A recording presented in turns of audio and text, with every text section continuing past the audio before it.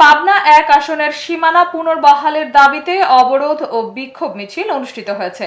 সাথিয়া পাবনা প্রতিনিধি উজ্জ্বল হোসেনের প্রতিবেদনে বিস্তারিত।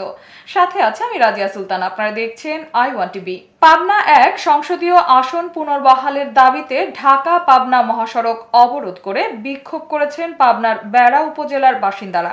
এ সময় আন্দোলনকারীরা সড়কে টায়ার জ্বালিয়ে বিভিন্ন স্লোগান দিতে থাকেন। আজ রবিবার ৭ সেপ্টেম্বর সকাল থেকে বেড়ার C&B মোড়ে ঢাকা পাবনা মহাসড়ক অবরোধ করেন। এ সময় অবরোধকারীরা বলেন, সম্পূর্ণ অন্যায়ভাবে পাবনা ১ আসনের আসনকে ভাগ করা হয়েছে। বেড়া উপজেলাকে পৃথক করে পাবনা ২ আসনের সঙ্গে সংযুক্ত করা হয়েছে। অবরোধে নেতৃত্ব দেন বেড়া পৌর বিএনপির সভাপতি ফজলুর রহমান ফকির, সিনিয়র সহসভাপতি সাজেদুল ইসলাম বিপু, সাধারণ সম্পাদক সালাউদ্দিন ইকবাল ও সাংগঠনিক সম্পাদক আকশেদ আলী, যুগ্ম সাধারণ সম্পাদক মঈনুদ্দিন খাজা সহ আরও অনেকে।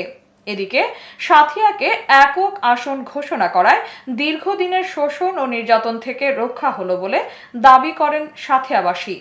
তারা একক আসন পাওয়ায় আনন্দ মিছিল করেছেন।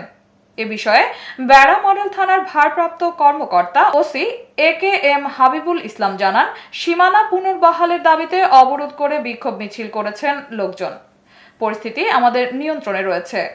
অতিরিক্ত পুলিশ মোতায়েন করা হয়েছে। যে কোনো পরিস্থিতি মোকাবেলায় পুলিশ প্রস্তুত রয়েছে। এতক্ষণ সঙ্গে থাকার জন্য ধন্যবাদ। I1 টিভি নিয়মিত আপডেট পেতে ভিজিট করুন আমাদের ওয়েবসাইট, ফেসবুক, ইনস্টাগ্রাম ও ইউটিউব চ্যানেলে।